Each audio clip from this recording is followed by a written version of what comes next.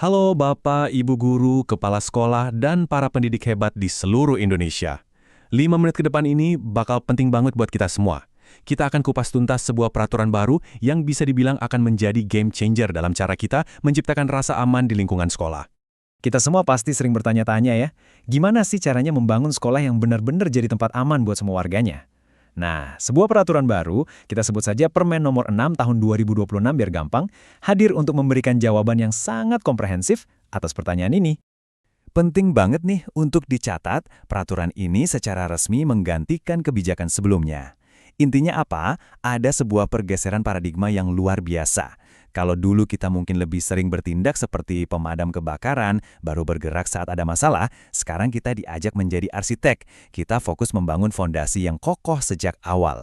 Jadi dari reaktif, kita bergerak menjadi proaktif. Oke, mari kita bedah bareng-bareng. Kita akan mulai dari mengapa peraturan ini hadir. Lalu kita dalami apa sih sebenarnya inti dari budaya aman dan nyaman itu. Setelah itu, kita lihat bagaimana cara menerapkannya di sekolah kita, terus apa yang harus dilakukan kalau ada pelanggaran, dan yang terakhir, kita akan kenalan dengan sistem dukungan baru yang siap membantu kita. Yuk, kita mulai dari bagian pertama. Kita lihat dulu akarnya. Kenapa sih kebijakan ini perlu diperbarui? Dasarnya sebetulnya sangat fundamental. Ini semua berakar pada hak konstitusional setiap anak didik kita. Mereka berhak mendapatkan perlindungan dan berhak belajar di lingkungan yang aman. Bukan cuma aman fisiknya, tapi juga nyaman secara psikologis, sehingga mereka bisa bertumbuh jadi versi terbaik dari diri mereka. Jadi, ini tuh lebih dari sekedar aturan baru. Ini adalah sebuah evolusi cara pandang. Fokus kita tidak lagi cuma pada apa yang salah atau siapa yang harus dihukum. Justru sebaliknya, kita diajak untuk bersama-sama menciptakan dan menjaga fondasi lingkungan yang positif dan suportif untuk semua warga sekolah. Lalu, apa sih sebenarnya yang dimaksud dengan budaya sekolah aman dan nyaman itu? Kedengarannya bagus ya? Mari kita bedah konsep utamanya. Sederhananya begini, ini bukan cuma soal aturan yang tertulis di kertas. Ini adalah tentang atmosfer, tentang nilai, sikap, dan kebiasaan yang kita hidupkan setiap hari di sekolah. Tujuannya cuma satu, untuk menjamin kebutuhan semua warga sekolah, dari murid sampai staf, bisa terpenuhi. Nah, biar konsep besar ini nggak ngawang-ngawang, peraturannya membaginya menjadi 4 pilar utama yang sangat konkret. Ada soal pemenuhan kebutuhan spiritual, perlindungan fisik, kesejahteraan psikologis, sampai keamanan di dunia digital. Pilar-pilar inilah yang menjadi panduan praktis kita di lapangan. Oke, teorinya sudah jelas. Sekarang kita masuk ke bagian yang paling ditunggu-tunggu. Bagian paling praktis. Gimana cara kita mewujudkan semua ini di sekolah kita masing-masing?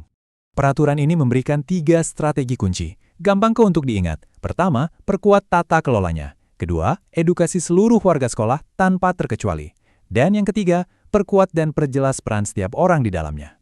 Penguatan tata kelola itu maksudnya apa? Artinya, kita harus lebih proaktif. Contohnya, membuat sistem deteksi dini untuk potensi masalah pada siswa, memetakan titik-titik rawan di lingkungan sekolah, sampai menyusun prosedur operasi standar atau SOP yang jelas untuk setiap kegiatan.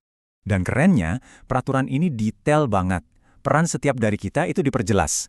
Wakasek kesiswaan tugasnya apa, Wakasek Sarpras memastikan apa, guru BK jadi koordinator layanan psikososial, bahkan sampai wali kelas dan guru mapel pun punya peran spesifik. Jadi nggak ada lagi tuh area abu-abu atau saling lempar tanggung jawab. Nah, kita juga harus siap dengan skenario yang kurang ideal. Bagaimana kalau sampai terjadi pelanggaran? Tenang, peraturan ini sudah menyiapkan sistem penanganan dengan 2 jalur yang sangat jelas dan terstruktur. Di sini perbedaannya krusial banget. Kalau jenis pelanggarannya adalah pelanggaran tata tertib sekolah, itu ditangani secara internal dan kolaboratif. Fokusnya pada edukasi dan pemulihan. Tapi kalau pelanggarannya sudah masuk ke ranah hukum, nah ini beda. Sekolah wajib merujuknya ke mekanisme eksternal melalui Pokja. Dan ini prinsip yang paling mendasar yang tidak bisa ditawar sama sekali. Apapun proses penanganan yang sedang berjalan, hak belajar murid harus tetap terpenuhi. Ini adalah sebuah harga mati. Nah, mungkin timbul pertanyaan, dirujuk ke pihak eksternal itu kemana? Disinilah letak perubahan struktural terbesar dari peraturan ini. Kita akan kenalan dengan yang namanya Pokja. Pesan utamanya adalah, sekolah tidak akan berjalan sendirian dalam hal ini. Jadi, Pokja itu adalah singkatan dari kelompok kerja. Ini adalah sebuah tim yang dibentuk oleh pemerintah daerah yang tugasnya secara spesifik adalah menjadi rekan kerja atau mitra bagi sekolah dalam mewujudkan budaya aman dan nyaman ini. Tugas mereka luas sekali, mulai dari menerima dan memverifikasi laporan rujukan dari sekolah kita, mengkoordinasikan penanganannya, memfasilitasi pelatihan untuk kita para guru, sampai memantau implementasi peraturan ini.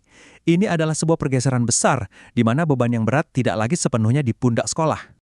Jadi kalau dulu kita kenal dengan istilah TPPK atau Satuan Tugas, sekarang sistem itu digantikan total oleh Pokja. Dan ini bukan wacana loh, ada tenggat waktunya. Pemerintah daerah wajib membentuk Pokja ini paling lambat 6 bulan sejak peraturan ini diundangkan. Pada akhirnya, semua ini kembali ke satu ide yang sederhana tapi sangat kuat. Menciptakan rasa aman adalah kerja gotong royong. Ini adalah hasil kolaborasi antara sekolah, orang tua, masyarakat, dan pemerintah. Kita semua punya peran. Peraturan ini sudah memberikan kita kerangka dan peta jalannya. Sekarang, bola ada di tangan kita. Pertanyaannya, untuk kita renungkan bersama, langkah pertama apa yang akan Anda ambil untuk mulai menerapkan budaya ini di sekolah Anda? Mari kita mulai perubahan ini bersama-sama.